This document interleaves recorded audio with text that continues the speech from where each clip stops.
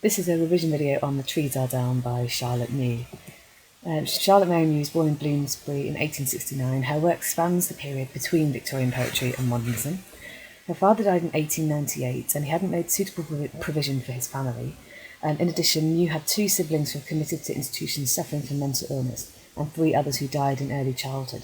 So her life wasn't particularly happy with her family. She made a pact with her surviving sister Anne never to get married, as they both feared that they would pass the insanity that ran the family onto any future children that they might have. In 1894, Mew's first short story was published, and her first collection of poetry, The Farmer's Bride, was published in 1916.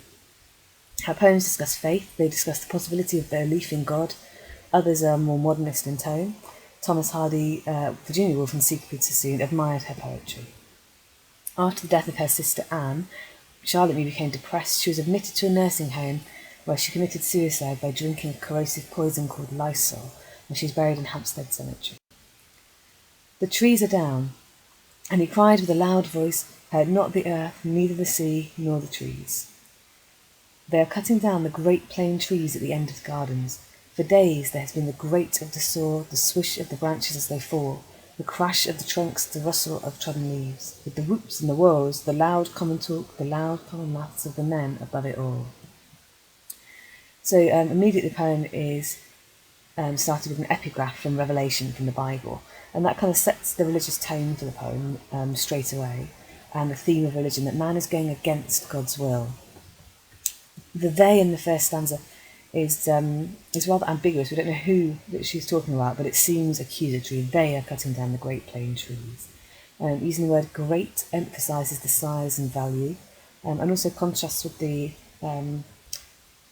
additional use of great in the second line, but with a different meaning. So the idea of the sound, grating, and being a really unpleasant noise. The words highlighted in purple are onomatopoeia. They're auditory images, like grate, swish, crash, and rustle.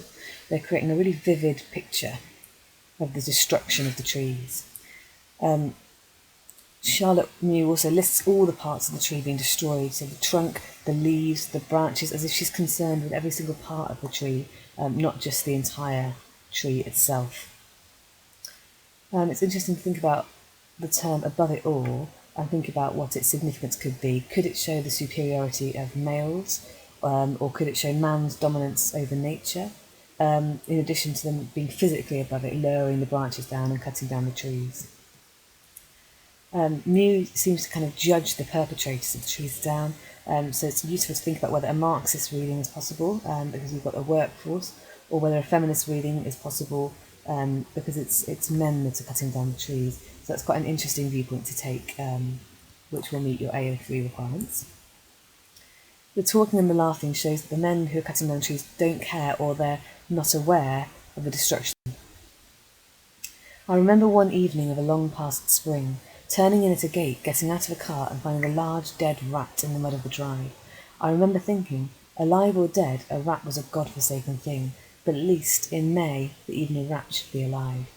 So it's kind of story-like, it's anecdotal, and seems very nostalgic, particularly where she's talking about spring and May and the usual kind of happy summery months.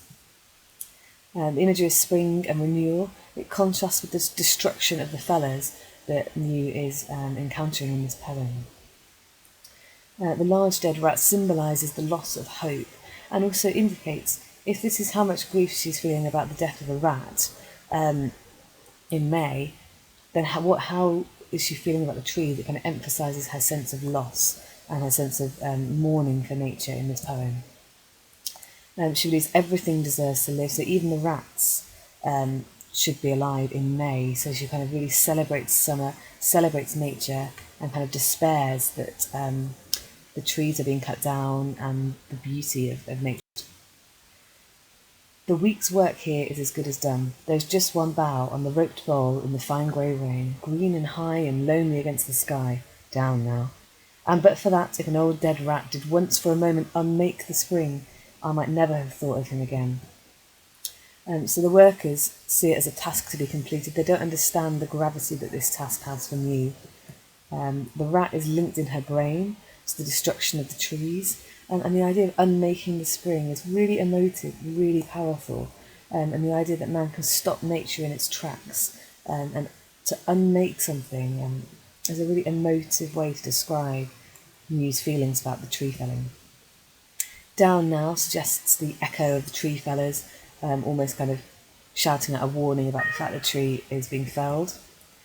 And there's an attention to small details with the old dead rat and the association that has in her mind. Spring is a time for life, even for the rats, and again emphasises the fact of the trees, if this is the feeling that she has for a small dead rat.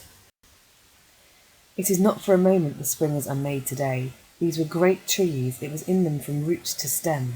When the men with the whoops and the woes have carted the whole of the whispering loveliness away, half the spring for me will have gone with them. So the word not implies the despair that she's feeling and the fact that this isn't just a moment of sadness, but that it's going to be continued and prolonged. Interesting to think about what Mew is referring to when she says it was in them from root to stem. Is this nature? Is this beauty? Is it spring? It was in them. It's unclear, it's ambiguous what she's describing there.